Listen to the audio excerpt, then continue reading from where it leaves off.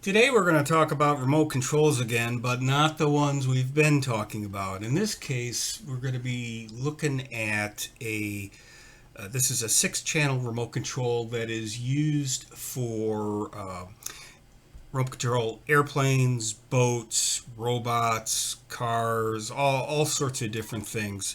And these are they all have pretty similar setups. They have the transceiver, the transmitter, which has the controls on it, and then they have receivers. These are just two different types of designs of receivers, and these are designed to go in the aircraft or the row or the boat or whatever, and they drive servos. So you could drive up to 6 servos or 6 different devices off of these.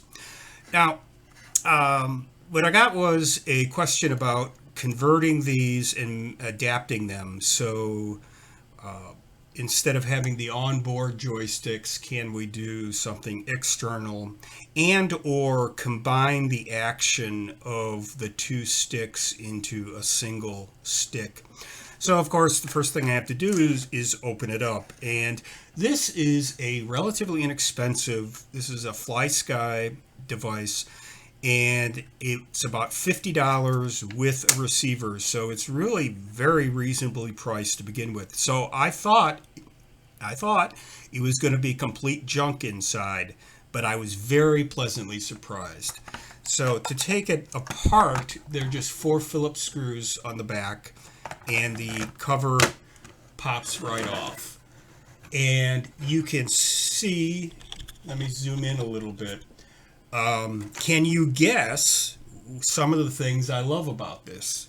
Well, first thing, when you see these twisted wires, these braided wires, somebody took the time, or they had a machine do it, but they are twisting the wires to keep everything nice and neat. See, so all of these connections are really nicely done. They're all done like that. The hand soldering on the potentiometers and the switches is good. It's not some awful soldering that I've seen in other things, so that's real nice. Um, and then the other thing which has really impressed me a lot was the circuit board.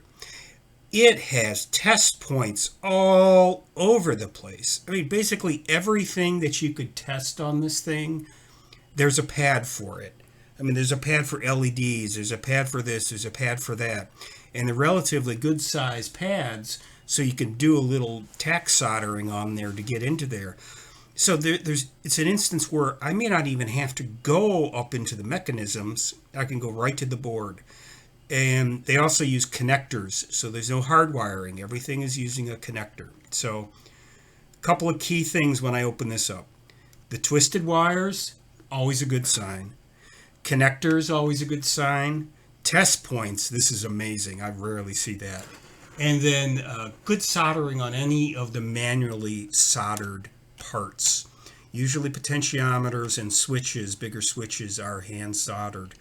And then they have these nice separate circuit boards that are interlinked. Just really, really well done. It is definitely worth that $50. That's for darn sure. So now let's take a little closer look on how these gimbals work on these remote controls. So it moves there, so you have X movement and Y movement. So it's moving on this nice smooth gimbal. And the way that they are controlling it, let me get a pointer here. There's in effect a potentiometer, but this is a special kind of potentiometer. Potentiometer here, which handles the X, and there's another one right here which handles the Y, and they're ganged together. So it has the X coming up to this little board, which has the Y, and then the X and the Y go to the main board. The sensors they're using are similar to the ones that I use in my wheels and my MIDI controllers, which are these. These can go 360 degrees, but they only sense like I can't remember, like 330 or something like that. So they're often used in volume controls and whatnot. But the key is this gives you a nice 10K resistive value, assuming these are 10K. This one is 10K. And they're just so super smooth. They have very, very little drag, which is why they're used in these sorts of applications. And then on the other side, it's basically the inverse. It's flipped over. You have a potentiometer here, and you have a potentiometer here to do the X and Y.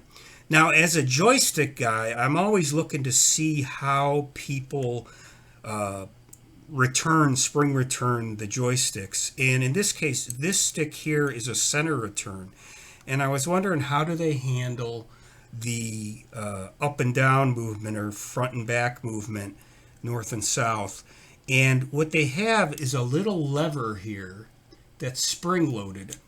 And then the joystick has two little pins that hit that lever.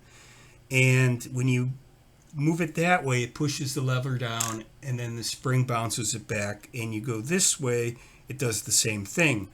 And because this is closer to the pivot point, this pin is closer to the center line. So really some good thinking and well out thought to use this lever, this spring-loaded lever, to handle the centering. I like that. In fact, I think I'm going to try to recreate that in some of my sticks. I may be able to use that concept. So the next step, which I'm not at yet, is I want to disconnect some of these, and I want to measure the potentiometers so I could see what the values are. So I could see if I need to use an external stick or an external circuit, what sort of range the board is looking for.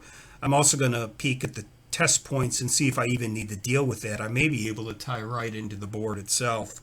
So there's a lot of opportunities here. I mean, heck, look, they even have a debug port with the 5 pins already right there. I mean, this is super cool. I mean, from a technical standpoint, it's very exciting to see this sort of access to a device, because it makes things so much easier to repurpose and to use for other intended consequences. Now, they did this during manufacturing so that they could test the board separately. They have a big jig with pogo pins.